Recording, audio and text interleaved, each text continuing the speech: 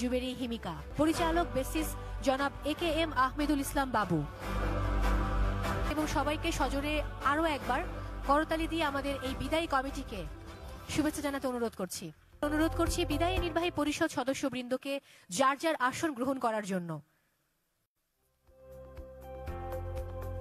নবনির্বাচিত পরিষদ এবং একই সাথে আমাদের আমন্ত্রিত প্রধান অতিথি, বিশেষ অতিথিবৃন্দ এবং সম্মানিত অতিথি, আপনাদের উদ্দেশ্যে বলছি আপনাদের খানিকটা সময় আরো চেয়ে নিচ্ছি মঞ্চে থাকবার জন্য। এবারে নবনির্বাচিত নির্বাহী পরিষদ সদস্যবৃন্দকে ফুলেল শুভেচ্ছা জানিয়ে বরণ করে নেবেন আজকের আয়োজনের প্রধান অতিথি, বিশেষ অতিথিবৃন্দ এবং সম্মানিত অতিথি।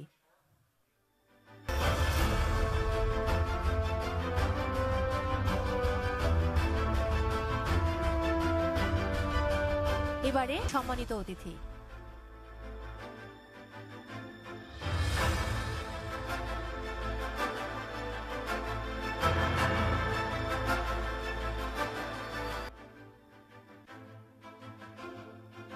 আরো একবার একটা জোরে করতালি প্রত্যাশা করছি আমাদের নবনির্বাচিত পরিষদের জন্য।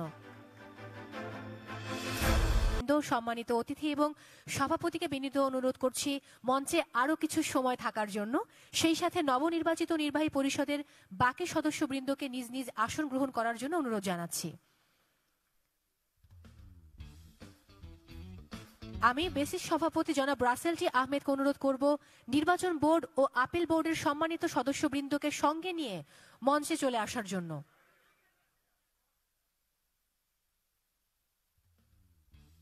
এবারে অনুরোধ করছি আমাদের সভাপতি জনাব রাসেল টি আহমেদকে নির্বাচন বোর্ড ও আপিল বোর্ডের সম্মানিত সদস্যবৃন্দকে সঙ্গে নিয়ে মঞ্চে আসার জন্য। সম্মানিত প্রধান অতিথিকে অনুরোধ করব এরপর নির্বাচন বোর্ড এবং নির্বাচন আপিল বোর্ডের সম্মানিত সদস্যবৃন্দের হাতে উপহার সামগ্রী তুলে দেবার জন্য।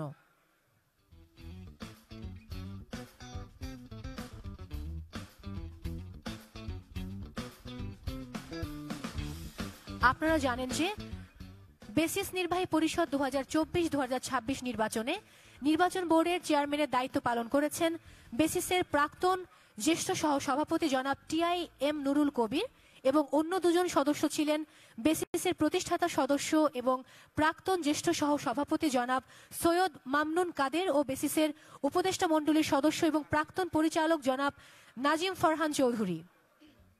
নির্বাচন আপিল বোর্ডের চেয়ারম্যান ছিলেন বেসিসের প্রতিষ্ঠাতা সভাপতি জনাব তৌহিদ এবং অন্য দুজন সদস্য ছিলেন বেসিসের উপদেষ্টা মণ্ডলীর সদস্য জনাব আব্দুল্লাহ এইচ কাফি এবং বেসিসের সদস্য প্রতিষ্ঠান অনুপম ইনফোটেকের ব্যবস্থাপনা পরিচালক জনাব নাজনীন কামাল। নির্বাচন বোর্ড ও আপিল বোর্ডের এই 6 জন সম্মানিত সদস্যকে আমরা সজোরে করতালি দিয়ে অভিনন্দিত করতে চাই।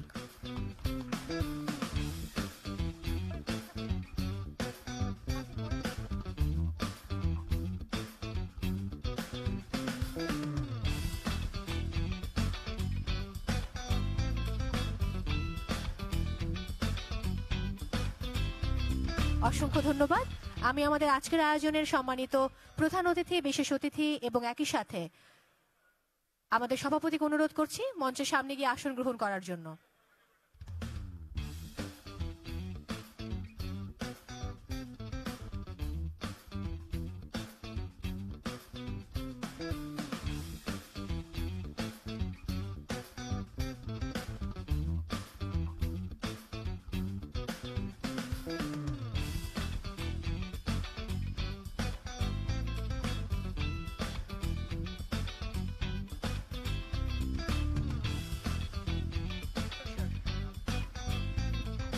সম্মানিত সুধী, বেসিস সভাপতি হিসেবে 2022-2023 মেয়াদে সফলতার সাথে নেতৃত্ব দিয়েছেন এবং দ্বিতীয় মেয়াদে অর্থাৎ পরপর 2 বার বেসিস সভাপতি নির্বাচিত হয়েছেন জনাব রাসেল টি আহমেদ। এবং আমরা সবাই জানি একটি প্রতিষ্ঠানের প্রধান যখন আসলে অন্যদের আস্থা অর্জন করতে পারে এবং একই সাথে তার দক্ষতা, তার সততা এবং তার পরিশ্রম পুরো প্রতিষ্ঠানটিকে চমৎকার করে এগিয়ে নিয়ে যেতে পারে, তখনই কিন্তু সেই মানুষটিকে আমরা দ্বিতীয়বারের জন্য একই পদে বহাল রাখতে চাই। এবং আমি তার কথাই বলছি যিনি আসলে আমাদের অভিভাবক, অর্থাৎ আমাদের সভাপতির কথা বলছি আমি। তাকে আন্তরিক শুভেচ্ছা অভিনন্দন জানাই এবং এই মুহূর্তে আমি আমন্ত্রণ জানাতে চাই জনাব রাসেল টি আহমেদকে তার মূল্যবান বক্তব্য প্রদানের জন্য। আমন্ত্রণ জানাচ্ছি বেসিস সভাপতি জনাব রাসেল টি আহমেদকে তার মূল্যবান বক্তব্য প্রদানের জন্য।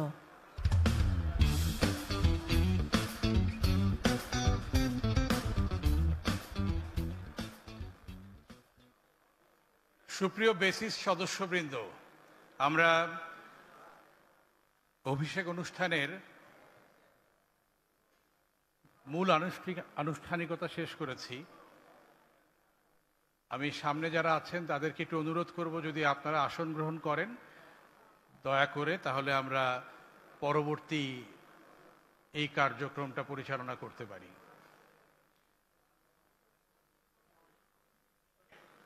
আজকের অনুষ্ঠানের মাননীয় প্রধান অতিথি জনাব সালমান এফ রহমান, মাননীয় প্রধানমন্ত্রীর শিল্প এবং বিনিয়োগ বিষয়ক উপদেষ্টা। আজকের অনুষ্ঠানের বিশেষ অতিথি জনাব জুনায়েদ আহমেদ পলক, মাননীয় প্রতিমন্ত্রী ডাক, টেলিযোগাযোগ এবং তথ্য প্রযুক্তি মন্ত্রণালয়। আজকের অনুষ্ঠানের আরেকজন বিশেষ অতিথি জনাব আহসানুল ইসলাম টিটু, মাননীয় প্রতিমন্ত্রী বাণিজ্য মন্ত্রণালয়। এবং আজকের অনুষ্ঠানের সম্মানিত অতিথি আমার ভীষণ পছন্দের একজন ব্যক্তিত্ব জনাব মাহবুবুল আলম, সভাপতি FBCCI। আমাদের মাঝে আরেকজন বিশেষ অতিথি থাকার কথা ছিল, আজকে বিকেলে আমার সাথে ওনার কথা হয় জনাব রসুল হামিদ বিপু ভাইয়ের সাথে। উনি আকস্মিক অসুস্থতার কারণে আজকে আমাদের মাঝে এসে উপস্থিত হতে পারেননি, কিন্তু উনি ওনার শুভেচ্ছা আমার মাধ্যমে আপনাদের সবাইকে জানাতে বলেছেন।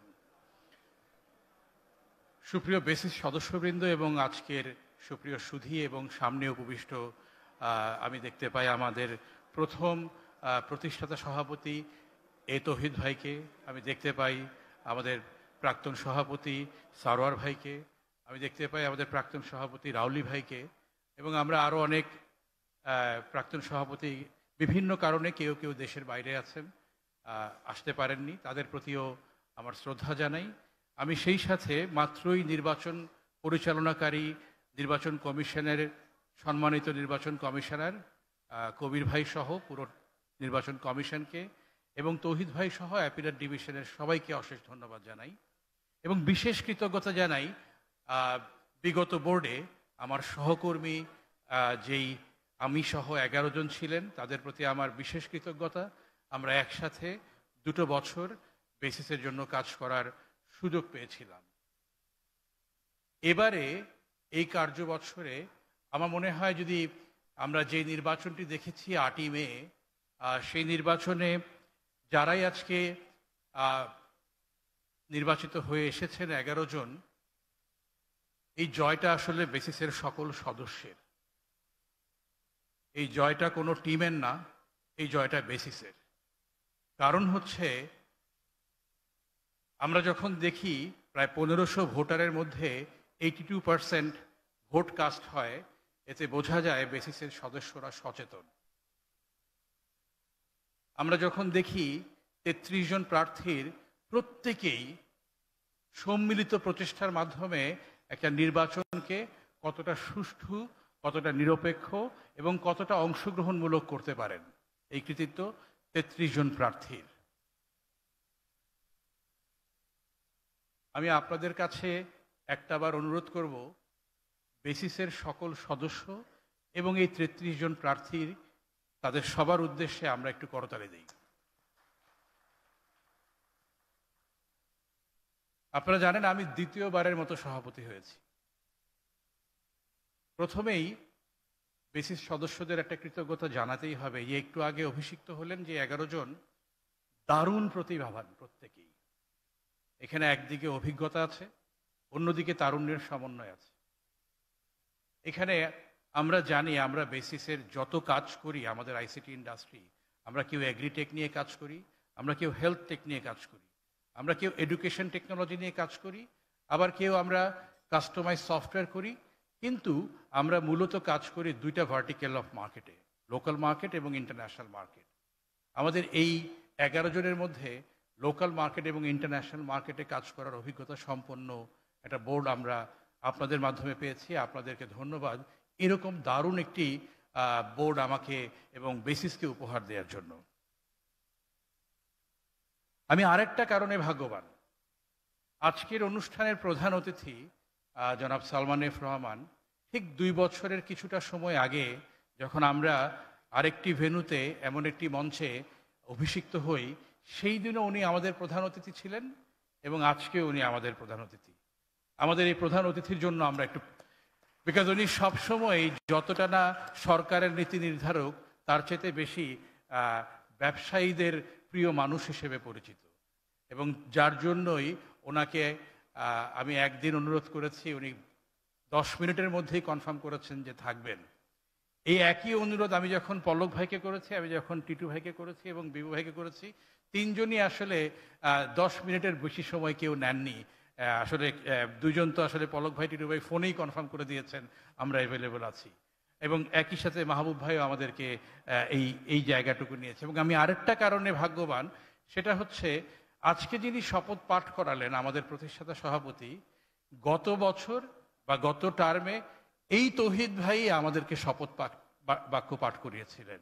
তৌহিদ ভাইয়ের জন্য, এবং তৌহিদ ভাই থেকে শুরু করে অদ্যাবধি যত বেসিস সভাপতি ছিলেন তাদের হাত ধরেই আজকের বেসিস। তাদের সকল সভাপতি এবং বিভিন্ন বোর্ডে যত কার্যকরী পরিষদের সদস্যরা কাজ করেছেন, তাদের সাথে এই সকল কার্যকরী পরিষদের সদস্যের জন্য আমার অন্তরের অন্তঃস্থল থেকে কৃতজ্ঞতা, বিকজ তাদের কারণেই আজকের বেসিস আজকের জায়গায় এসেছে। আমি চেষ্টা করব একটু ছোট করে বলার, বিকজ দুইটা জায়গায় আমাকে কথা বলতেই হবে সামনের দিনগুলো মাথায় রেখে। আমরা এমন একটা সময় এই বোর্ডটা দায়িত্ব নিয়েছি যেই সময়ে মাননীয় প্রধানমন্ত্রীর ডিজিটাল বাংলাদেশের বাস্তবায়ন আমরা দেখেছি। মাননীয় প্রধানমন্ত্রীর ডিজিটাল বাংলাদেশ 2009-এর যে ঘোষণা, সেই ঘোষণার সফল বাস্তবায়ন আমরা দেখি 2022 সালে। এবং একই সাথে আমরা এমন একটি সময়ে, যেই সময় মাননীয় প্রধানমন্ত্রী স্মার্ট বাংলাদেশের ঘোষণা দেন, এই সময়টায় বেসিসের গুরুত্ব অপরিসীম। বাংলাদেশের সবচেয়ে বড় তথ্য প্রযুক্তি বাণিজ্যিক সংগঠন হিসেবে বেসিসের দায়িত্ব অনেক বেশি। এমন একটি সময়ে যখন আমাদের ভাষায় আমরা বলি স্মার্ট বাংলাদেশ মানে কি, আমাদের ভাষায় আমরা বলি স্মার্ট বাংলাদেশ মানে হচ্ছে বাংলাদেশের সকল সেক্টর, সেটা হোক রেডিমেড গার্মেন্টস, সেটা হোক অটোমোবাইল, সেটা হোক কৃষি, শিক্ষা, স্বাস্থ্য, বীমা, ব্যাংকিং, প্রত্যেকটা খাতকে স্মার্ট হতে হবে। আর সেই স্মার্টনেসটা তখনই আসবে যখন সেই সেক্টরগুলোতে আইসিটির ইমপ্লিমেন্টেশন হবে। তাই আমাদের ভাষায় আমরা বলতে চাই স্মার্ট বাংলাদেশ বিনির্মাণে আইসিটি হবে নিউক্লিয়াস। ঠিক এই সময়টায় আমার সামনে মাননীয় সম্মানিত আমাদের সরকারের যে নীতি নির্ধারকরা আছেন, আমাদের প্রাক্তন সভাপতিবৃন্দ আছেন, আমাদের সাথে আমাদের স্পন্সররা আছেন, তারাও তথ্য প্রযুক্তির। আমি আমাদের ভাতৃপ্রতিম অ্যাসোসিয়েশন বিসিএস এর সভাপতিকে দেখি, বাক্যর সভাপতিকে দেখি, আমাদের ভাতৃপ্রতিম সংগঠনগুলোর নেতৃবৃন্দ এসেছেন। এমন একটি সময়ে যখন হিমিকার কথার সূত্র ধরে বলতে হয় যে এই কর অব্যাহতিটা শেষ হয়ে যাচ্ছে এবারের জুনে, এবারের বাজেটে। আমরা সবাই জানি যে 3 জন ব্যক্তিত্ব এখানে আছেন প্রধান অতিথি এবং বিশেষ অতিথি হিসেবে, ওনারাও আসলে কর অব্যাহতির পক্ষেই কথা বলছেন। আমি জাস্ট একটু বলতে চাই, প্রথমত এটা অঙ্কের অসামঞ্জস্য আমরা দেখেছি এনবিআর এর মধ্যে। এনবিআর বলতে চায় 5,000 কোটি টাকা প্রফিট করে আমাদের ইন্ডাস্ট্রি। আমরা বলেছি আমাদের ইন্ডাস্ট্রি, তার মানে আমাদের ইন্ডাস্ট্রির রেভিনিউ হচ্ছে 50,000 কোটি টাকা, অথচ আমাদের ইন্ডাস্ট্রির টার্নওভার হচ্ছে 2,000 কোটি টাকা। এই যে একটা অঙ্কের অসামঞ্জস্য, এই অসামঞ্জস্যটা ঠিক করে দিলে আমার মনে হয় আইএমএফও আগ্রহ হারাবে এই ইন্ডাস্ট্রির উপরে ট্যাক্স বসানোর ক্ষেত্রে। অন্যদিকে আরেকটা বিষয় লক্ষ্য রাখতে হবে, আমি একটু আগে বললাম যে লোকাল মার্কেটে স্মার্ট বাংলাদেশ করতে গেলে সরকারকেও অনেক খরচ করতে হবে, নতুন নতুন প্রযুক্তির ব্যবহারের মাধ্যমে প্রকল্প নিতে হবে, আমাদেরকে $5 বিলিয়ন টার্গেটের দিকেও আগাতে হবে। তো লোকাল মার্কেট এবং ইন্টারন্যাশনাল মার্কেটে যদি এই করারোপের কারণে আমাদের খরচ বেড়ে যায়, একদিকে যেরকম সরকার এবং লোকাল মার্কেটের খরচ বাড়বে, অন্যদিকে একটা ভয় থেকেই যাবে আমদানির প্রতি নির্ভরতার ক্ষেত্রে। সেই ক্ষেত্রে একইভাবে আমরা যদি আমাদের খরচ বেড়ে গেলে আমাদের যে 5 বিলিয়নের লক্ষ্যমাত্রা, সেই লক্ষ্যমাত্রায় পৌঁছাতে গেলেও আমাদের কম্পিটিং নেশন, একটু আগেই পলক ভাইয়ের সাথে কথা বলছিলাম, আমাদের কম্পিটিং নেশন ভিয়েতনাম বা ফিলিপিন এখনও ট্যাক্স এক্সেমশন করের কর অব্যাহতির সুবিধা পায়। এমনকি পার্শ্ববর্তী দেশ $126 বিলিয়ন রপ্তানি করে এই খাত থেকে ভারত, তাদেরকেও বিভিন্ন রকমের প্রণোদনা দিয়ে এই শিল্পটাকে রক্ষা করা হয় এবং সামনে এগিয়ে দেওয়া হয়। আমি বিশ্বাস করি, আমার একটু পরেই ওনারা কথা বলবেন, দুইটা জিনিস চাই আপনাদের কাছে। এই দাবিটা রেখে 5 তারিখে সংসদ বসবে এবং আমাদেরকে আপনারা একটা দিক নির্দেশনাও দিয়ে আমাদের কিভাবে সামনে আগাতে হবে অব্যাহতির বিষয়টা মাথায় রেখে। আরেকটা কথা বলে শেষ করব, আমরা কোথায় যেতে চাই। আমাদের ইন্ডাস্ট্রি থেকে আমরা একটা ভাবনা ভেবেছি স্মার্ট বাংলাদেশটা কেমন হবে। আমাদের ভাবনাটা আমাদের মতোই। আমরা ভেবেছি, আমার মনে আছে বিগত সময়ে আমি বিভিন্ন কাজে আমি আজকের অনুষ্ঠানের মাননীয় প্রধান অতিথির পরামর্শ এবং গাইডলাইন পাওয়ার সৌভাগ্য আমার হয়। উনি মনে করিয়ে দিয়েছেন তোমরা একটা পলিসি নিয়ে আসো। যেভাবে গার্মেন্টস ইন্ডাস্ট্রি বড় হয়েছে ম্যাজিক পলিসি দিয়ে, ব্যাক টু ব্যাক এলসি এবং বন্ডেড ওয়্যারহাউস। আবার একই সাথে ফার্মাসিউটিক্যাল ইন্ডাস্ট্রির ক্ষেত্রেও একটা ম্যাজিক পলিসি ছিল যে একই প্রোডাক্ট 3টা কোম্পানি বানালে সেই প্রোডাক্টটা বিদেশ থেকে আমদানি করা হবে না। তাহলে 2041-এর টার্গেট হোক না কেন বাংলাদেশকে তথ্য প্রযুক্তিতে স্বয়ংসম্পূর্ণ করা।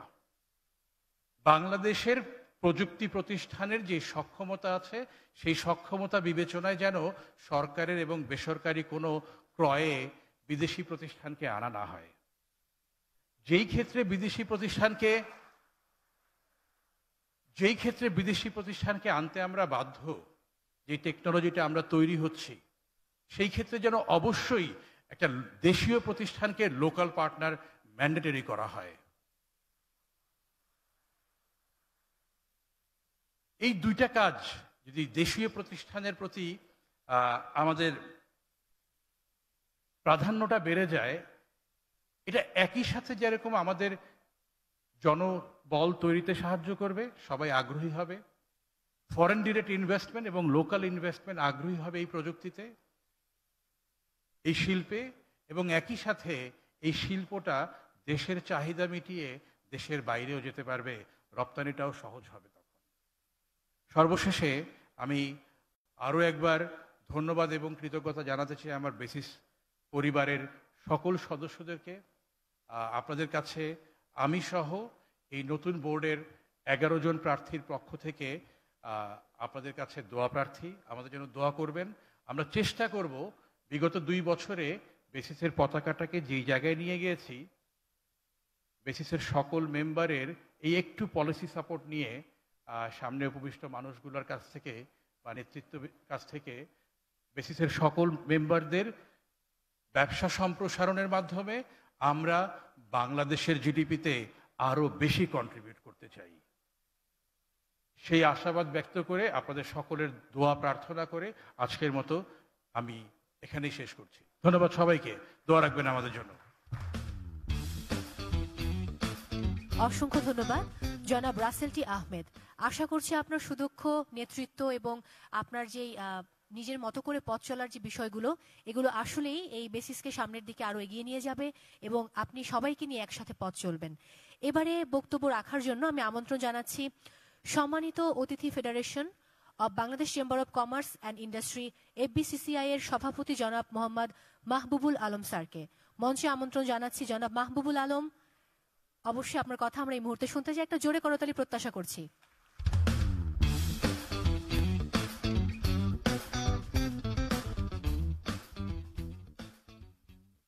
বিসমিল্লাহির রহমানির রহিম।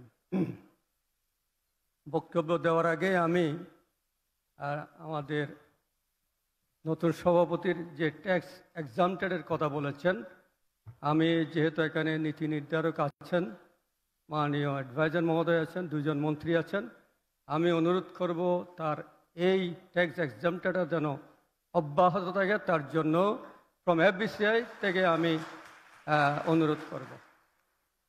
আরেকটা যেটা পলিসি ইজ ভেরি ইম্পর্ট্যান্ট। এই পলিসিটা যদি করে এবং একটা সেন্ট্রাল বন্ড থাকে, অথবা সেন্ট্রাল বন্ড থাকলে তাইলে কিন্তু আপনাদের ব্যবসা বাণিজ্য করতে সুবিধা হবে। এটা কালকে মাননীয় প্রধানমন্ত্রী বলেছেন, আমি মনে করি এটাই হওয়া উচিত।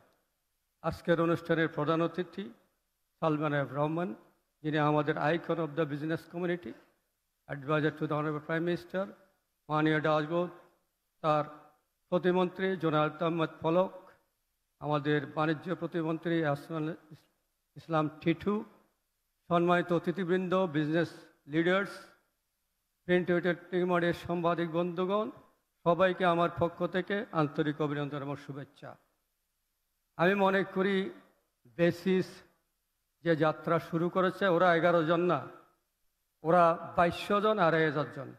আমি ধন্যবাদ জানাই বেসিসের প্রেসিডেন্ট রাসেলকে, এসে আমার সাথে 1 বছর কাজ করতে পেরেছি।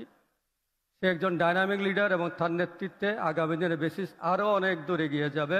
তার জন্য আমার পক্ষ থেকে আন্তরিক অভিনন্দন শুভেচ্ছা। আমি বিশ্বাস করি ট্রেড পলিটিক্স করা মানে এই নয় শুধু এই ট্রেডের জন্য, বাট মানুষের জন্য করা। এই ডিজিটাল বাংলাদেশকে, স্মার্ট বাংলাদেশ এবং দেশকে এক্সপোর্ট করবে, তার প্রত্যাশা ব্যক্ত করি এবং মনে করি যে বেসিস স্মার্ট বাংলাদেশ করার অগ্রণী ভূমিকা পালন করবে। আমাদের অর্থনীতির সাইজ অনেক বড়, এখন এক সময় ছিল এটা 70 বিলিয়ন, আজকে এটা 500 বিলিয়ন, এটা ট্রিলিয়ন বিলিয়নের দিকে এগিয়ে যাচ্ছে। আমি বিশ্বাস করি বেসিস 5 অথবা 6 বিলিয়ন এক্সপোর্ট করবে এবং দেশকে সত্যিকার অর্থে একটা এআইতে পরিণত করবে এবং সত্যিকারকে বাংলাদেশকে একটা বিশ্বের বুকে মাথা উঁচু করে দাঁড়াবার শক্তি যোগাবে। আমি বিশ্বাস করি এই সমিতির নেতৃত্বে একদিন বাংলাদেশ, স্মার্ট বাংলাদেশ মাননীয় প্রধানমন্ত্রীর যে রূপরেখা, সেই রূপরেখা বাস্তবায়ন করবে।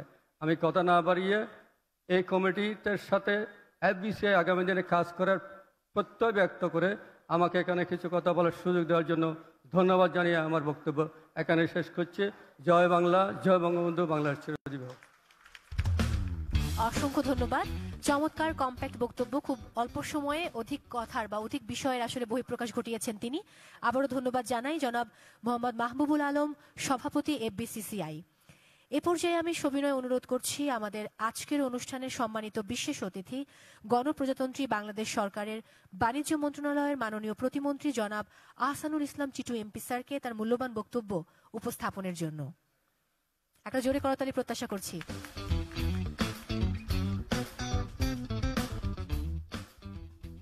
আসসালামু আলাইকুম। আজকের অনুষ্ঠানের প্রধান অতিথি আমাদের মাননীয় প্রধানমন্ত্রীর শিল্প এবং বিনিয়োগ বিষয়ক উপদেষ্টা মহোদয় জনাব সালমান এফ রহমান। আজকে বিশেষ অতিথি হিসাবে আছেন আমাদের ডাক, তার এবং আইসিটি মিনিস্টার জোনায়েদ আহমেদ পলক। উপস্থিত আছেন আমাদের এফবিসিসিআইয়ের সম্মানিত সভাপতি মাহবুবুল আলম। আর যাদের জন্য আজকের এই আয়োজন, বেসিসের সকল সম্মানিত সদস্যবৃন্দ এবং নবনির্বাচিত 11 জন, রাসেল টি আহমেদের নেতৃত্বে 11 জন যারা আজকে অভিষেক হলো, তাদেরকে আমার পক্ষ থেকে ধন্যবাদ এবং অভিনন্দন জানাচ্ছি। এবং সেই সাথে আমি বেসিসের যারা ফাউন্ডার, এটা আমি মনে করি যে বেসিসের জন্য এটা একটা গর্বের বিষয় যে এখনো তাদের ফাউন্ডার প্রেসিডেন্ট তাদের সাথে আছে এবং অনেক পাস্ট প্রেসিডেন্টরা এখানে উপস্থিত আছেন। তাদেরকেও আমি এই বেসিসকে আজকের এই পর্যায়ে নিয়ে আসার জন্য আমি ধন্যবাদ এবং কৃতজ্ঞতা জানাই। যথার্থ আজকের প্রধান অতিথি, আমি আসার আগে আলাপ করছিলাম, বাংলাদেশে এই ডিজিটাইজেশন বলি বা কম্পিউটার বলি, বেক্সিমকো গ্রুপ, বিশেষ করে আজকের প্রধান অতিথি, উনি কিন্তু ডে 1 থেকে এমন কিছু বেঞ্চমার্ক কাজ করেছেন, এটা যারা একেবারে শুরুর দিকে, উনি কিন্তু এই দেশে যতগুলি উদ্যোগ ছিল, কম্পিউটার ইম্পোর্ট করা থেকে আরম্ভ করে সফটওয়্যার, কি বলেন নাম, ইন্টারনেট সার্ভিস থেকে আরম্ভ করে, এবং যখন এই সফটওয়্যার নিয়ে আমার খেয়াল আছে আর্লিতে যে উনি একটা ইউকে কোম্পানিকেও নিয়ে আসছিলেন এখানে জয়েন্ট ভেঞ্চার করে সফটওয়্যার ডেভেলপ করার জন্য। তো আমি মনে করি যে এই শিল্পকে এগিয়ে নিয়ে যাওয়ার জন্য ওনার শুধুমাত্র মানে ইন্ডাস্ট্রি এবং ইনভেস্টমেন্ট না, এই আইসিটি ক্ষেত্রে ওনার অনেকগুলি পদক্ষেপ আছে, যেটা আমি মনে করি যে বেসিসের যারা আজকে নতুন উদ্যোক্তা বলবো তাদের জন্য একটা পাথেয় হয়ে থাকবে, যে একজন উদ্যোক্তা কিন্তু সাহসী হতে হয়, ঝুঁকি নিতে হয়। আর বিশেষ করে এই টেকনোলজি চেঞ্জের সময়ে আমাদের এই গত 15-20 বছরে অনেক টেকনোলজির উত্থান হয়েছে, আবার অনেক টেকনোলজি কিন্তু একেবারে হারিয়ে গেছে।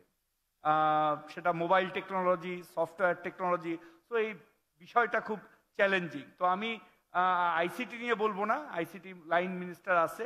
যে বিষয়টা আমি বলবো সেটা হলো বাণিজ্য মন্ত্রণালয়ের, যে আমরা যেটা নিয়ে কাজ করছি বাণিজ্য মন্ত্রণালয়ে। একটা হলো বেসিস, আমাদের যেহেতু সারা দেশের চেম্বার এবং অ্যাসোসিয়েশনগুলার তত্ত্বাবধান করে বাণিজ্য মন্ত্রণালয়, সেদিক থেকে বেসিস আমাদের বাণিজ্য মন্ত্রণালয়ের অধীনস্থ একটা সংগঠন। একটা জিনিস আমি ওনাদেরকে বলবো যে আজকে 11 জন যারা এখানে এসেছেন, ভালো লেগেছে, ফুটবল টিম হয়েছে, কিন্তু আমাদের এই ডিজিটাল বাংলাদেশে মাননীয় প্রধানমন্ত্রী যেখানে নারীর ক্ষমতায়নের জন্য একেবারে রোল মডেল, সেইখানে কিন্তু আমি নারী উদ্যোক্তাদের একজনকেও দেখি নাই।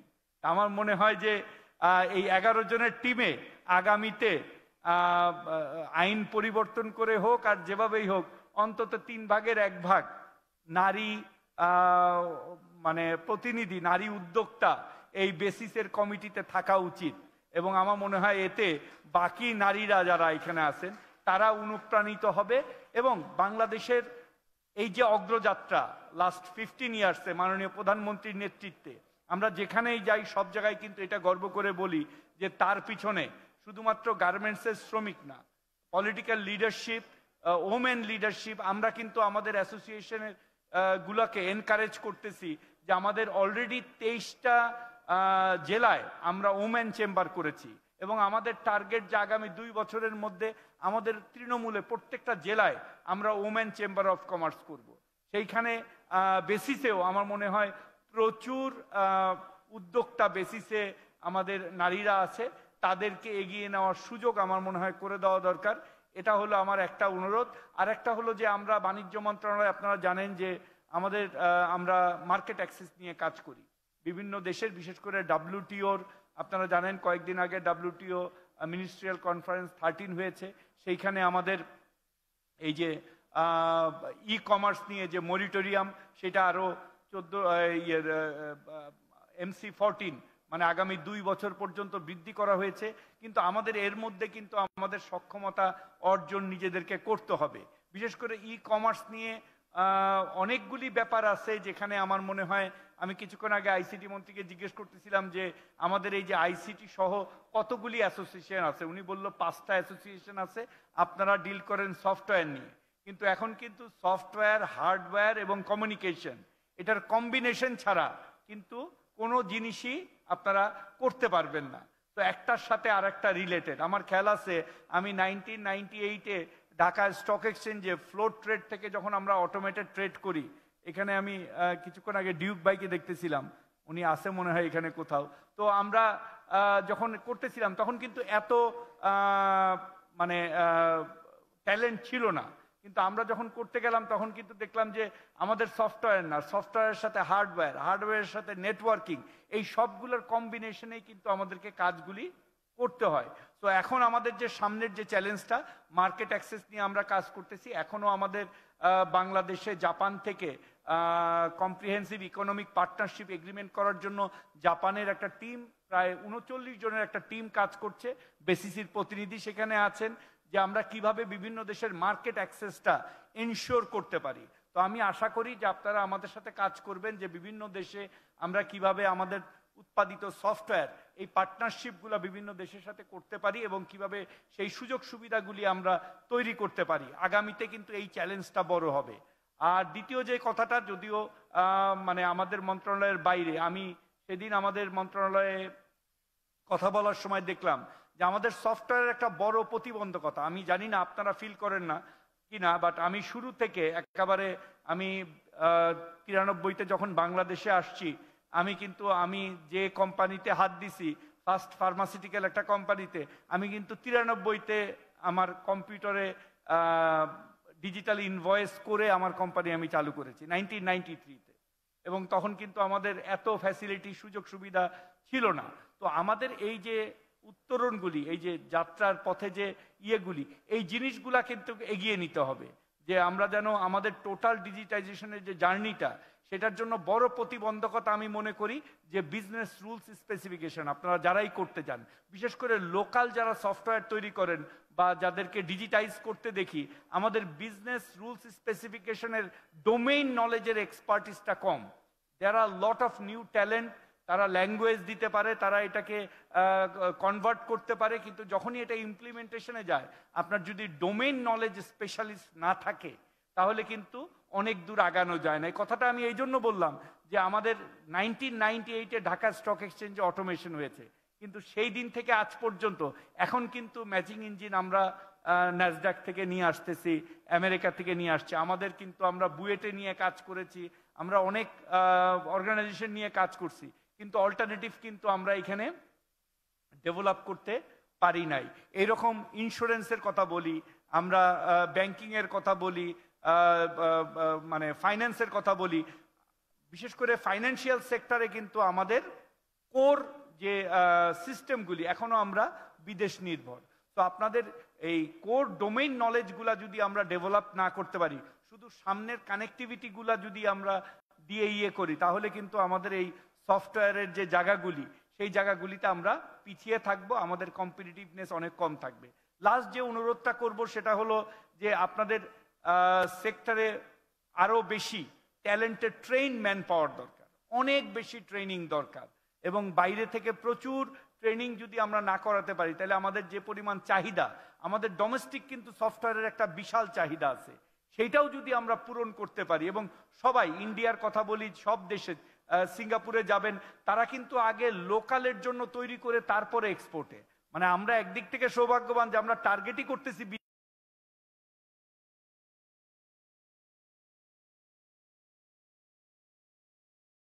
আমাদের ইজ অফ ডুইং বিজনেস, যেটা নিয়ে আমরা স্ট্রাগল করি, বা যে সার্ভিসগুলোর জন্য, এটা যেন আমাদের জন্য অনেক সহজ হয়ে যায়। তো আমি আবারও ধন্যবাদ জানাচ্ছি বেসিসের প্রেসিডেন্টকে এবং আজকের নবনির্বাচিত যে কমিটি, যে আমাকে এইখানে দাওয়াত দিয়ে নিয়ে আসছেন। প্রথমে আমি একটু হ্যাসিটেট করতেছিলাম যে আমার সাথে কি, আইসিটি মন্ত্রী যেখানে আছে, আমাদের বেসরকারি উপদেষ্টা যেখানে আছে, সেখানে আমার খুব একটা কাজ নাই। তারপরেও আমি আসছি মূলত এই অর্গানাইজেশনটা, বেসিসটা, এটার যেন সামনের দিকে এগিয়ে যায়। একটা অ্যাসোসিয়েশন যদি শক্তিশালী না হয়, সামনের দিকে এগিয়ে নিয়ে যাওয়ার জন্য আসলে কিন্তু ইন্ডাস্ট্রিতে ফাইট করে টিকে থাকার জন্য একটা শক্ত শক্তিশালী বেসিস অবশ্যই দরকার। আমি আর ট্যাক্স নিয়ে কথা বলবো না, দাবি দাওয়া নিয়ে লাইন মিনিস্টার আছে এবং আমাদের সম্মানিত উপদেষ্টা মহোদয়, চিফ গেস্ট ওনারা আছে, ওনারা ট্যাক্স নিয়ে কথা বলবেন। আমি আপনাদের আবারও অভিনন্দন জানাচ্ছি যারা নতুন দায়িত্ব পেলেন, এবং যারা ভোটার, ভোট দিয়েছেন, এবং যারা প্রতিদ্বন্দ্বিতা করছেন, সবাইকে আমার পক্ষ থেকে শুভেচ্ছা এবং ধন্যবাদ জানিয়ে আমি বেসিসের সামনের দিনগুলি আমরা যেন যে স্মার্ট বাংলাদেশের স্বপ্ন মাননীয় প্রধানমন্ত্রী আমাদেরকে দেখিয়েছেন, সেই স্মার্ট বাংলাদেশের স্বপ্নটা যেন আমরা সফল করতে পারি এবং বেসিস জানি তার ভূমিকা রাখতে পারে, সেই প্রত্যাশা রেখে আমি আমার বক্তব্য শেষ করছি। জয় বাংলা, জয় বঙ্গবন্ধু। অসংখ্য ধন্যবাদ স্যার। একটু আগেই বলছিলেন যে আপনার তেমন কোনো কাজ নেই, তবুও এসেছেন, কিন্তু যে বক্তব্য দিলেন এই বক্তব্য খুব দরকার ছিল। আর সদ্য বিদায়ী কমিটিতে কিন্তু আমাদের সামিরা জুবেরি হিমিকা ছিলেন, 11 জনের একজন নারী। আমরা আশা রাখি যে আগামী দিনগুলোতে হয়তো 11 জনের 2 বা 3 নারীকে আমরা পাবো নিশ্চয়ই। এবারে আমরা সম্মানিত বিশেষ অতিথি, গণপ্রজাতন্ত্রী বাংলাদেশ সরকারের ডাক, টেলিযোগাযোগ ও তথ্য প্রযুক্তি মন্ত্রণালয়ের মাননীয় প্রতিমন্ত্রী জনাব জুনায়েদ আহমেদ পলক এমপিকে তার মূল্যবান বক্তব্য রাখার জন্য মঞ্চে আমন্ত্রণ জানাচ্ছি মাননীয় প্রতিমন্ত্রী জনাব জুনায়েদ আহমেদ পলক এমপিকে।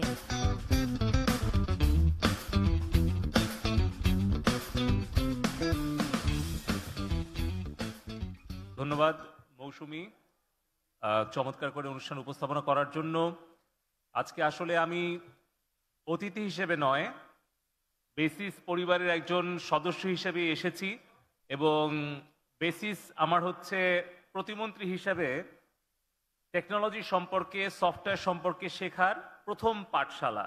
তো আমি বেসিসের বর্তমান নবনির্বাচিত নেতৃত্বকে অভিনন্দন জানাই, এবং বিদায়ী যারা নেতৃবৃন্দ ছিলেন তাদের প্রতি ধন্যবাদ জানাই, এবং বেসিস গত 15 বছরে ডিজিটাল বাংলাদেশের এই অগ্রযাত্রায় সরকারের পাশে যেভাবে অংশীদার হয়ে আমাদের এই ডিজিটাল বাংলাদেশ বিনির্মাণে তারা সামনে থেকে নেতৃত্ব দিয়েছে, 3 লক্ষাধিক কর্মসংস্থান সৃষ্টি করেছে এবং 2400 সফল উদ্যোক্তা তৈরি করেছে, তার জন্য বেসিসের প্রত্যেকটি সদস্যের প্রতি আন্তরিক ধন্যবাদ এবং কৃতজ্ঞতা জানাচ্ছি।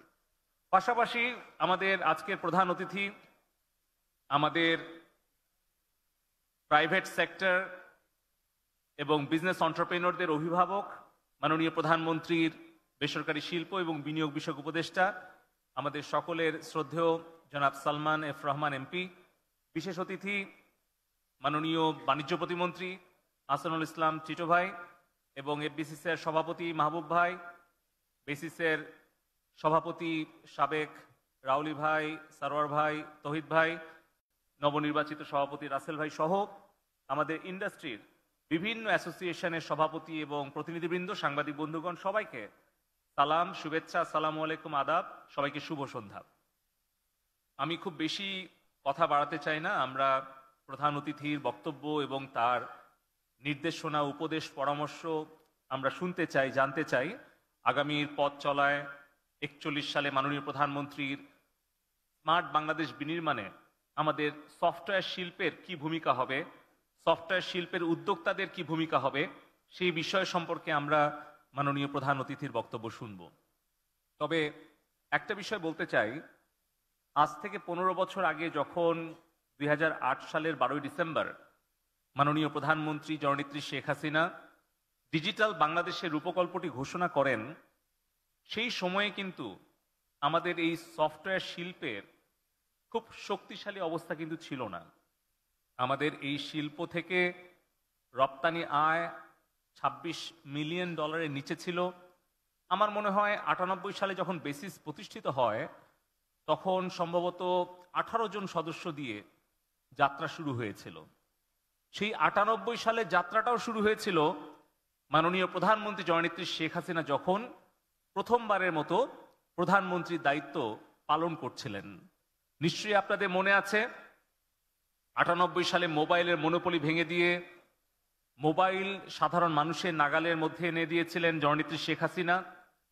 আবার মাননীয় আইসিটি উপদেষ্টা সজীব ওয়াজেদ জয় ভাইয়ের পরামর্শে সেই সময়ে কম্পিউটারের ওপরে ইম্পোর্ট ডিউটি, আমদানি শুল্ক শূন্য করে শূন্যের কোটায় নামিয়ে এনে আমাদের সাধারণ মধ্যবিত্ত দরিদ্র পরিবারকে কম্পিউটার ব্যবহার করার সুযোগ করে দিয়েছিলেন।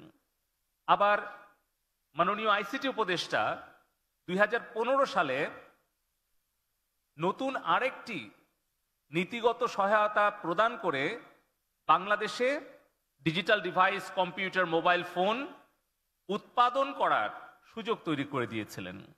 এই কথাটা এই জন্যই বলছি যে আজকে বক্তাদের বক্তব্যে এসেছে সরকার কিভাবে একটা শিল্পের উন্নয়নে সহযোগিতা করতে পারে। আমার কাছে মনে হয় প্রথম যেটা প্রয়োজন, যেটা মাননীয় প্রধানমন্ত্রী জননেত্রী শেখ হাসিনা সবসময় বলেন, যে সরকার নিজে ব্যবসা করবে না, ব্যবসা করার ক্ষেত্রটা প্রস্তুত করে দেবে, একটা বিজনেস ফ্রেন্ডলি এনভায়রনমেন্ট ক্রিয়েট করে দেবে। আজকে তার বড় দুটো প্রমাণ হচ্ছে, আজকে আমাদের এই অভিষেক অনুষ্ঠানের দুটি কোম্পানি হচ্ছে আমাদের স্পন্সর। একটা হচ্ছে নগদ, যারা কিনা আমাদের ডাক বিভাগের অংশীদার এবং ডাক বিভাগের সহযোগিতা নিয়ে ইনফ্রাস্ট্রাকচার, ওয়ার্কফোর্স এবং পলিসি সাপোর্ট নিয়ে তারা নিজেরা যেরকম মাত্র 3 বছরের মধ্যে একটা সফল স্টার্ট আপ ইউনিকর্ন হয়েছে, আবার অপরদিকে কিন্তু সরকারকে 14.5 কোটি টাকা তারা কিন্তু মুনাফাও আমাদের সাথে শেয়ার করেছে, রেভিনিউ আমাদের সাথে শেয়ার করেছে। একইভাবে শেয়ার ট্রিপ আমাদের আরেকটা সফল স্টার্ট আপ, যেখানে কিন্তু start up Bangladesh limited company আমরা $1 মিলিয়ন আমরা ইনভেস্ট করেছি, সে কিন্তু আরো অনেক মিলিয়ন ডলার বৈদেশিক বিনিয়োগ তারা আকর্ষণ করতে পেরেছে। দুটো উদাহরণ দিচ্ছি কারণ এই দুটো কোম্পানি আমাদের সামনে এই অভিষেক অনুষ্ঠানের স্পন্সর হিসেবে কাজ করছে। আমরা চাই আমাদের এই পলিসি সাপোর্টটা অব্যাহত রাখতে। যেটা ছিল বেসিসের পক্ষ থেকে আবেদন 10 বছর আগে, যে আমাদের আইটি সেক্টরে যদি কর্পোরেট ট্যাক্স এক্সাম্পশন দেওয়া হয়, যদি ইম্পোর্ট সাবস্টিটিউট হিসেবে সফটওয়্যারকে এক্সপোর্টের ওপরে যদি ক্যাশ ইনসেন্টিভস দেওয়া হয়, তাহলে এই সেক্টরটা গ্রো করবে।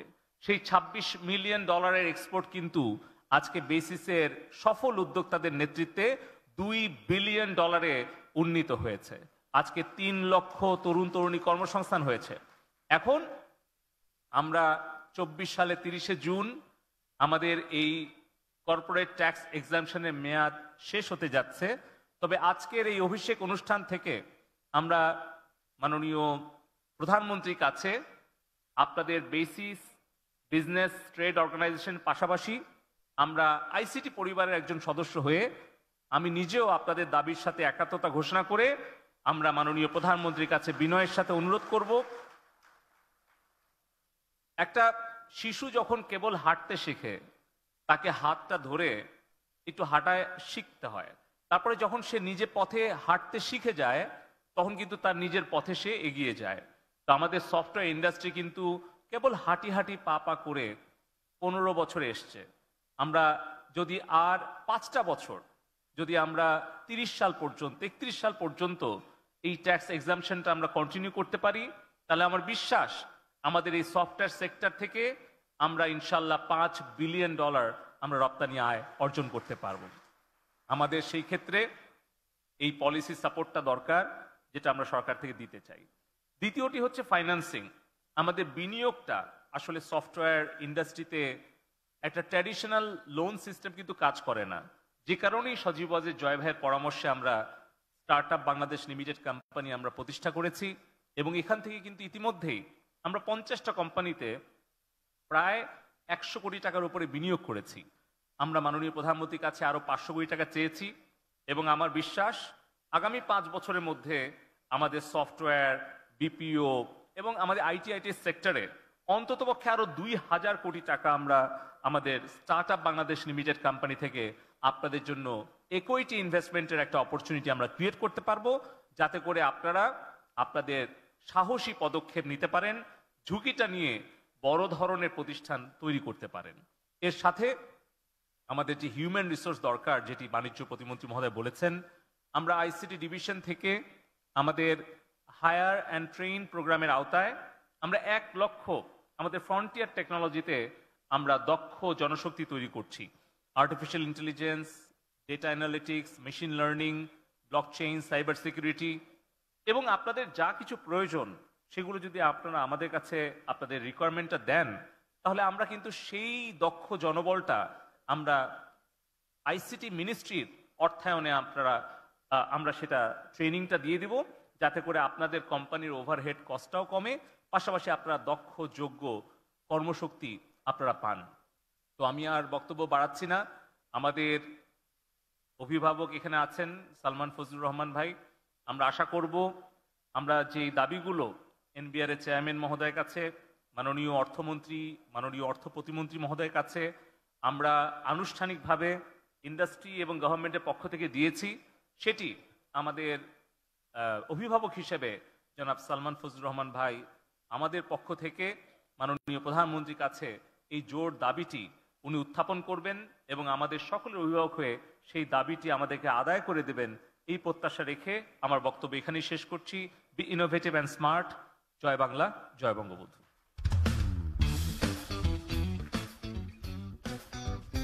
অসংখ্য ধন্যবাদ মাননীয় ডাক, টেলিযোগাযোগ ও তথ্য প্রযুক্তি প্রতিমন্ত্রী মহোদয়। আপনার বক্তব্য স্মার্ট বাংলাদেশের অগ্রযাত্রায় বেসিসকে অনুপ্রাণিত করবে নিঃসন্দেহে। এবারে আমরা যার কথা শুনবো তার উপস্থিতি আমাদের আজকের আয়োজনকে আরো সমৃদ্ধ করেছে, তার প্রতি আমরা বিশেষ কৃতজ্ঞ। এবং আমাদের সভাপতি, তিনি কিন্তু বারবারই তার কথা বলছিলেন যে শুরুতেও তিনি ছিলেন, এখনো আছেন এবং আগামী দিনগুলোতে আমরা তাকে সবসময় পাশে পাবো। তিনি আর কেউ নন, আমাদের আজকের আয়োজনের প্রধান অতিথি। এবারে আমন্ত্রণ জানাচ্ছি গণপ্রজাতন্ত্রী বাংলাদেশ সরকারের মাননীয় প্রধানমন্ত্রীর বেসরকারি শিল্প ও বিনিয়োগ বিষয়ক উপদেষ্টা জনাব সালমান ফজলুর রহমান এমপি স্যারকে তার মূল্যবান বক্তব্য উপস্থাপনের জন্য। একটা জোরে করতালি প্রত্যাশা করছি স্যারের জন্য।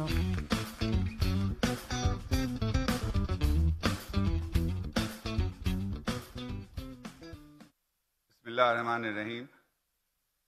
আজকে বেসিসের নতুন ইনস্টলেশন সেরেমনিতে আমি আসতে পেরেছি, খুবই খুশি। প্রথমে আমি নতুন প্রেসিডেন্ট, আগের প্রেসিডেন্ট আবার দ্বিতীয়বার হয়েছেন, কিন্তু নতুন প্রেসিডেন্ট রাসেল এবং ওনার সাথে যে 11 জন কমিটি মেম্বার হয়েছেন তাদের সবাইকে আমি অনেক অনেক অভিনন্দন জানাতে চাই এই নতুন এই দায়িত্ব পালন করার জন্যে।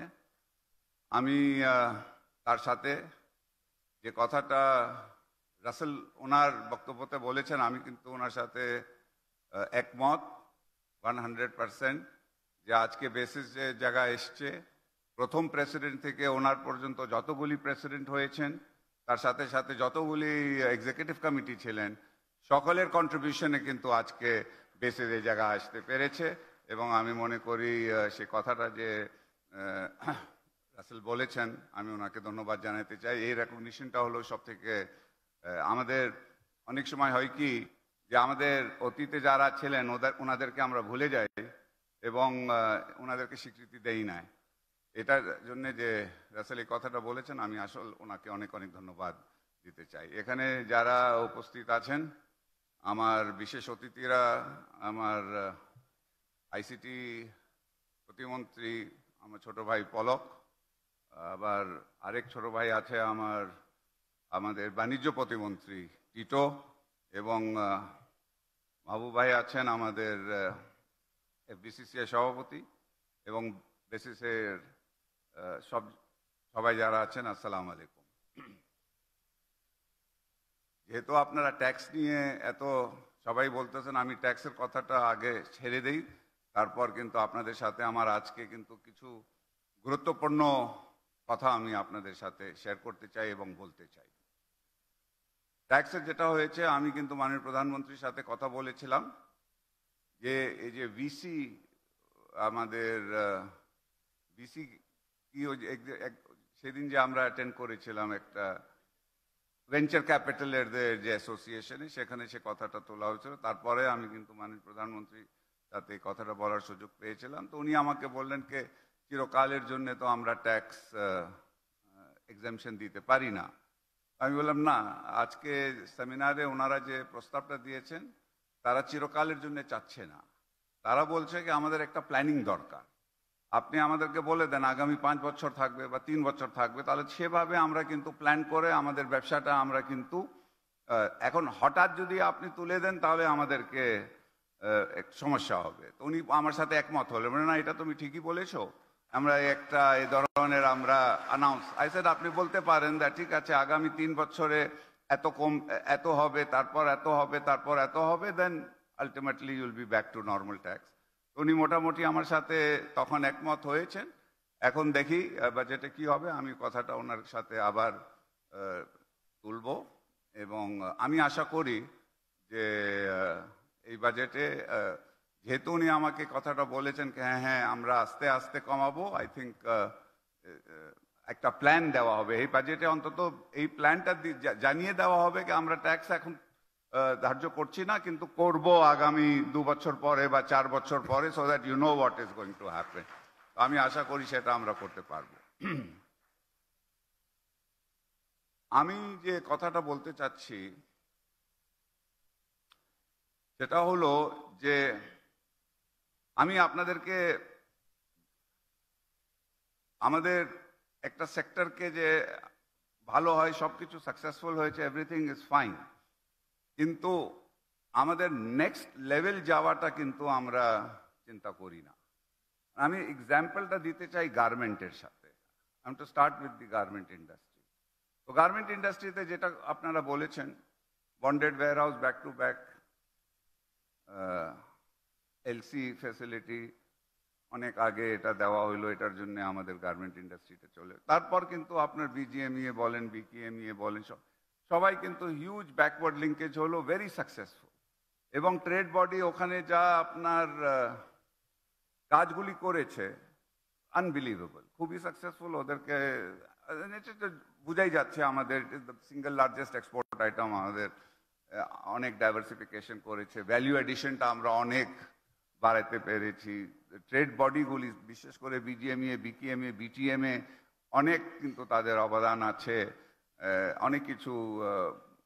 ইনোভেটিভ কাজগুলি করা হয়েছে এবং যখনই চ্যালেঞ্জ ফেস করেছি তারা they have come up to and stood against the challenge. ধরেন রানা প্লাজার পরে তাজরিন আগুন যখন লাগলো ফায়ারে, সবগুলি সবসময় কিন্তু বিজিএমইএ, বিকেএমইএ, বিটিএমএ একটা খুব ভালো রোল প্লে করেছে এবং আজকে ইন্ডাস্ট্রিটা যেখানে নিয়ে এসছে খুবই ভালো। কিন্তু আমার যেটা কথাটা হলো যে তারা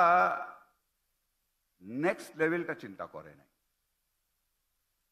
আমি দুটো এক্সাম্পল দিব। একটা আমি দিব এক্সাম্পল দ্যাট এখনো কিন্তু আমাদের যেটা গার্মেন্ট আছে, আমাদের যে কম্পিটিটর আছে তাদের তুলনায় কিন্তু আমাদের ভ্যালু এডিশন এখনো সব থেকে লোয়েস্ট। আমরা কিন্তু লো মার্কেটে গেছি, আমরা হাই মার্কেটে কিন্তু আমরা এখনো যেতে পারি নাই। এক, that means we were satisfied with যে জিনিসটা আমরা করতে পেরেছি, we were satisfied with that. Second level যে জিনিসটা আমি বলতে চাই, which is very very important, আমি গার্মেন্ট ইন্ডাস্ট্রি দিয়ে বলবো, আপনাদের ইন্ডাস্ট্রিতে এটা কিভাবে সেম জিনিসটা কিন্তু আমি দেখতেছি আপনাদের বেলায় একই জিনিস হচ্ছে। টোটাল গার্মেন্ট মার্কেট যেটা ওয়ার্ল্ডে আছে, 80% is man-made fabric, only 20% is cotton, এবং আমাদের এক্সপোর্ট যেটা আছে দ্যাট ইজ 95% কটন। তো আমি খুব ভালো করেছি, কিন্তু আমি করেছি ভালো in the small market segment. Global market সেগমেন্টের খুব স্মল যেটা মার্কেট সেগমেন্ট আছে সেখানে আমি খুব ভালো করেছি। 80% যেটা ম্যানমেড ফাইবারটা রয়ে গেছে সেখানে আমরা কিন্তু কিছুই করতে পারি নাই। তখন বলা হলো নো, চায়না ওটা ডমিনেট করে, আমরা ওখানে কিছু করতে পারি নাই, দিস দ্যাট, এটা নিয়ে নোবডি, বিকজ আমরা কমপ্লেসেন্ট হয়ে গেলাম। আমরা যে কাজটা করতেছিলাম ওটা খুব সাকসেসফুলি করতে পারছিলাম, বিসেটকে ঠিক আছে এটাই করতেছি, এখানে যাই সমস্যা হচ্ছে সেই সমস্যাটাকে আমরা সমাধান করার জন্য আমরা ফলো করতেছি, পলিসি সাপোর্ট নিচ্ছি, এটা নিচ্ছি, সেটা নিচ্ছি, সবকিছু। কিন্তু দিস বিগ মার্কেট সেগমেন্ট রয়ে গেছে, ওটা সম্বন্ধে আমরা কিন্তু কোনো চিন্তা করি না। তারপর since we are the second largest producer of garments in the world, automatically we are also the second largest producer of pre-production waste. আমরা কিন্তু সেই ওয়েস্টটাকে রিসাইক্লিং করব, কি করব, ওগুলি কিচ্ছু চিন্তা করি নাই।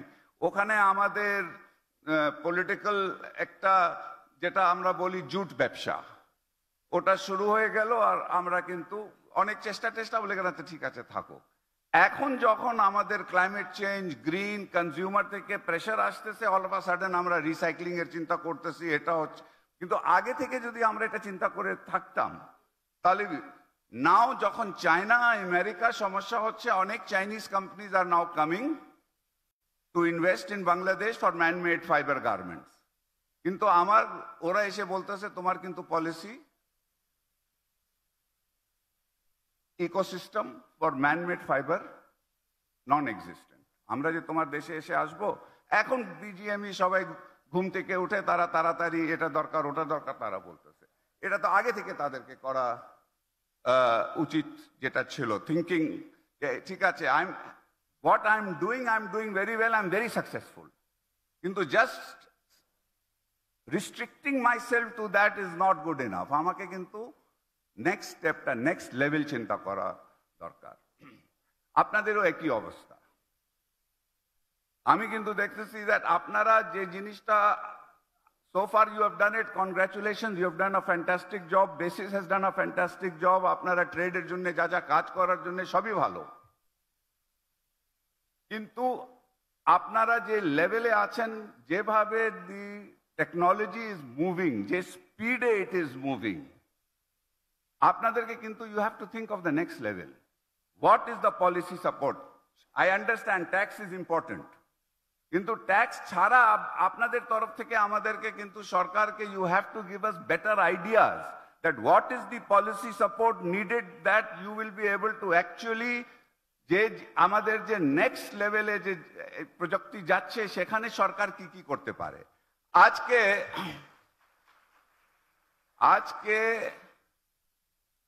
আমার সাথে কানাডিয়ান ট্রেড রিপ্রেজেন্টেটিভ দেখা করেছে।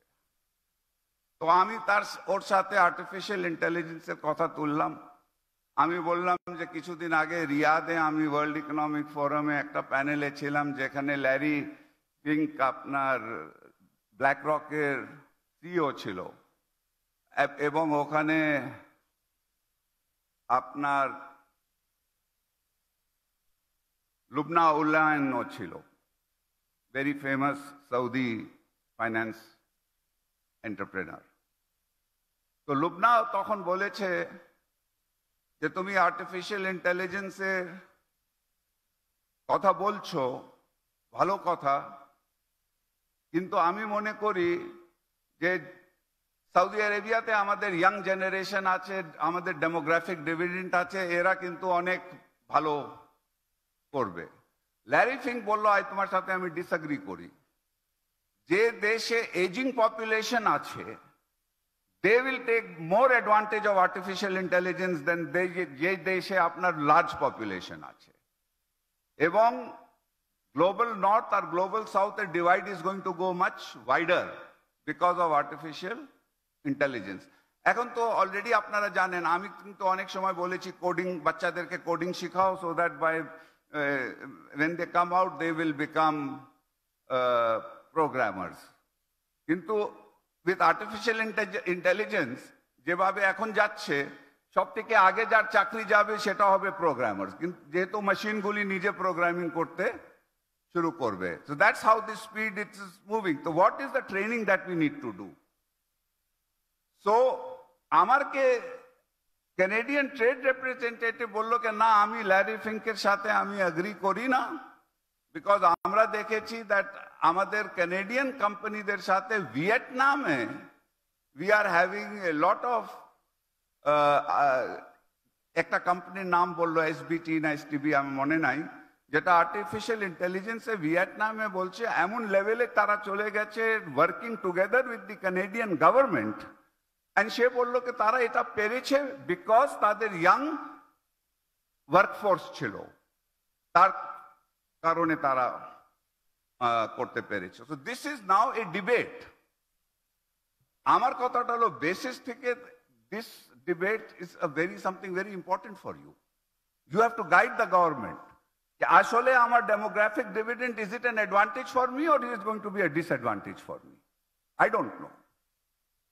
সো তারপর আরেকটা জিনিস যেটা ল্যারি ফিঙ্ক বললো, আমি বলছি আমাদেরকে এই লেভেলে এখন চিন্তা করতে হবে।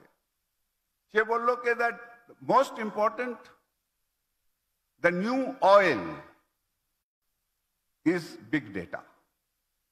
তো যে দেশে আপনার লার্জ পপুলেশন আছে, সে দেশে তোমার কাছে ডেটা থাকবে, লোকালাইজেশন অফ ডেটা। আমরা তো লোকালাইজেশন অফ ডেটা অনেক আগে থেকেই আমরা করে রেখেছি। আমার এখনো মনে আছে, প্রায় 5-6 বছর আগে আমার কাছে এইচএসবিসি স্ট্যান্ডার্ড চার্টার্ড ব্যাংক এসে অনেক অভিযোগ করেছিল যে বাংলাদেশ ব্যাংক তাদেরকে কিন্তু বলছে তোমরা আমাদের বাংলাদেশি ব্যাংকিং ডেটা আমাদের বাংলাদেশ ক্লাউডে রাখতে হবে। তো আমাদের ক্লাউড তো সিঙ্গাপুরে আছে, আমরা কেন এটা যেতে দিব? তো আমি তখন এগুলি কিছু বুঝতাম না। আই মাস্ট গিভ ক্রেডিট আমাদের আইসিটি উপদেষ্টা মহোদয়কে। আমি কিন্তু জয়কে ফোন করলাম এবং আমি বললাম যে এই ধরনের ওরা এসে আমাকে বলছে কি করব, বলে প্রশ্নই ওঠে না, আপনি বলে দেন যে তারা যাই ডেটা আছে আমাদের দেশে তাকে ডেটা রাখতে হবে, আমরা কিন্তু আমাদের ডেটা বাইরে যেতে দেব না। এখন ঠিকই তারা চিন্তা করতেছে of doing cloud in Bangladesh, যেহেতু আমরা অ্যালাউ করতেছি না ডেটা সেন্টার। তো ল্যারি ফিঙ্ক বললো যে এই যে তোমরা ডেটা সেন্টারের কথা বলছো, you know the amount of power generation you need for one data center? 3 gigawatt to 4 gigawatt একটা ডেটা সেন্টারের পাওয়ার লাগে। নিউ ইয়র্ক সিটি টোটাল সিটিটাকে পাওয়ার করার জন্য 5 গিগাওয়াট। তো you need for one data, যখন বিগ ডেটা হবে, যখন আপনি big data when you will start using it, you need power. And আপনার রিনিউয়েবল পাওয়ারে হবে না এটা। You need dispatchable power. You need uninterrupted power for these data centers. আপনার সোলার থেকে হবে দিনের বেলা আছে, রাত্রের বেলা নাই, that is not going to work. না, এখানেও আপনার একটা ডাইকটমি আসতেছে, মেজর কন্ট্রাডিকশন।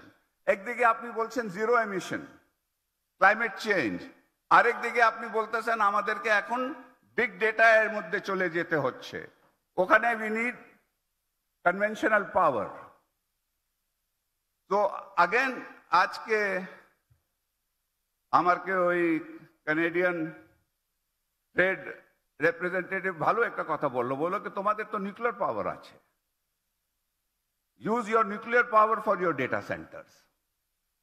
তো আমার কথাটা হলো কি this ideas, this concept, the way artificial intelligence is coming, the way this thing is going to change, এইগুলি জিনিস আপনাদের বেসিসে now you have to go to a completely different level. আমি বুঝলাম কি ইয়েস ট্যাক্সের জন্য আপনারা ফাইট করবেন, বাট দ্যাট ইজ, আমি মনে করি in the overall scheme of things, in the overall of picture, that is a very minor problem you have. You are going to face much bigger and much more major problems as an industry. ঠিক যেরকম challenges আপনারা face করবেন ঠিক তেমনি আমাদের কাছে opportunities অনেক আসবে, যেহেতু আমাদের বিগ ডেটা আছে। and that is what guidance আমাদের আপনাদের তরফ থেকে আমাদের দরকার, কি কি পলিসি সাপোর্ট করতে পারবো আমরা to harness this and take the best advantage for this. And just আপনারা চ্যাট জিপিটি 4.0 কথা বলেছেন, আমি সেই কথাটাই বলে আমি বক্তব্য শেষ করব। Actually, I would have liked to talk to you because this is the right forum. আমি আর্টিফিশিয়াল ইন্টেলিজেন্স নিয়ে অনেক কথা বলতেছি রিসেন্টলি। একটু আগে টিটো বলল কি আপনার কিন্তু এখন একটাই সবসময় আপনি শুধু আর্টিফিশিয়াল ইন্টেলিজেন্স নিয়ে এসছে। আমি ওকে একটা ফরওয়ার্ড করেছি, আমি আপনারা হয়তো দেখেছেন, I will forward it to you also, that the Guru of artificial intelligence সে একদিন কিছুদিন আগে বলেছে যে আর্টিফিশিয়াল ইন্টেলিজেন্স এর পরে খুব শিগগিরই আমাদেরকে ইউনিভার্সাল ইনকাম সাপোর্ট দিতে হবে সবাইকে, বিকজ এত লোকজনের চাকরি চলে যাবে যে গভর্নমেন্টগুলিকে ওরা বাড়িতে বসে কিছু করবে না, তাদেরকে কিন্তু আমাদেরকে সাপোর্ট দিতে হবে, না হলে they are not going to be able to survive. This is his prediction. তো চ্যাট জিপিটি পরে যে কথাটা বলছিলাম, I was reading somewhere, in fact not reading somewhere, there was a interview, Himika আমাকে একটা ইন্টারভিউ মানে ডায়ালগের একটা পাঠিয়েছিল, যেটা আমি শুনেছিলাম, 2 ঘন্টার ছিল। তো সেখানে বলা হচ্ছে চ্যাট জিপিটির IQ is 150, আইনস্টাইনের IQ is 155. So ChatGPT was already near Einstein's IQ. কিন্তু তারা বলেছে that by December of this year, they are going to launch ChatGPT 4.0 that will be 10x the IQ of ChatGPT. That means it will be 1500 IQ, which is far, far superior to any human being's IQ. বলেছিল ডিসেম্বরে launch করবে। As you all know, 3 দিন আগে launch করে ফেলেছে।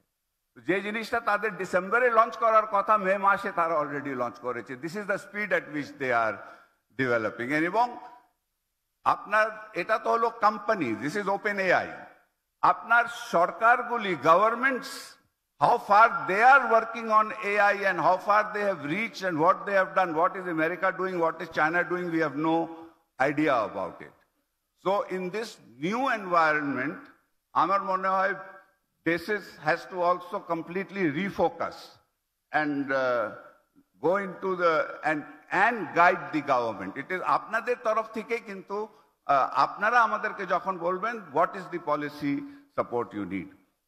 তো আমি আর বক্তব্যটা আমি দীর্ঘায়িত করব না। আই এম সরি, যদি আমার কথায় আপনারা কেউ যদি মাইন্ড করে থাকেন, I am sorry for that. I didn't mean to criticise you, but I wanted to guide you. আপনারা সবাই ভালো থাকবেন, সুস্থ থাকবেন, সুখী থাকবেন, এই কামনা করে আমি আমার বক্তব্য শেষ করছি। জয় বাংলা, জয় বঙ্গবন্ধু, বাংলাদেশ চিরজীবী হোক। Sir, we are very sorry sir, আপনাকে আরো কিছুটা সময় মঞ্চে থাকতে অনুরোধ জানাচ্ছি স্যার। আমি আন্তরিকভাবে ক্ষমা চেয়ে নিচ্ছি স্যার, আরো কিছুটা সময় মঞ্চে থাকতে হবে। এবং সেই সাথে আমি মঞ্চে আমন্ত্রণ জানাচ্ছি মাননীয় প্রতিমন্ত্রী জুনায়েদ আহমেদ পলক এমপি এবং সেই সাথে বাণিজ্য মন্ত্রণালয়ের মাননীয় প্রতিমন্ত্রী জনাব আহসানুল ইসলাম টিটু এমপি স্যারকে এবং এফবিসিসিআই এর সভাপতি জনাব মোহাম্মদ মাহবুবুল আলম স্যারকে আরো একবার মঞ্চে আমন্ত্রণ জানাচ্ছি, কারণ এই মুহূর্তে আমাদের বেসিসের সভাপতি জনাব রাসেল টি আহমেদ তাদের হাতে প্ল্যান্টস তুলে দেবেন। কারণ আমরা সবাই জানি বর্তমান যে সময়, গাছ লাগান পরিবেশ বাঁচান, এটা আমাদের বহুদিনের স্লোগান এবং আমরা আসলে এই মুহূর্তে শুভেচ্ছা স্মারক হিসেবে তাদের হাতে প্ল্যান্টস তুলে দিতে চাই।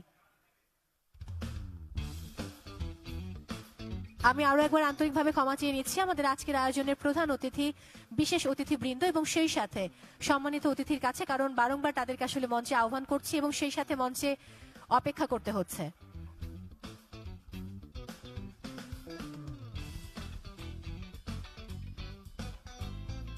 এই মুহূর্তে আমাদের বেসিসের সভাপতি জনাব রাসেল টি আহমেদ প্ল্যান্টস তুলে দিচ্ছেন আমাদের আজকের আয়োজনের। অসংখ্য ধন্যবাদ। আমি মঞ্চে থাকার জন্য অনুরোধ জানাচ্ছি।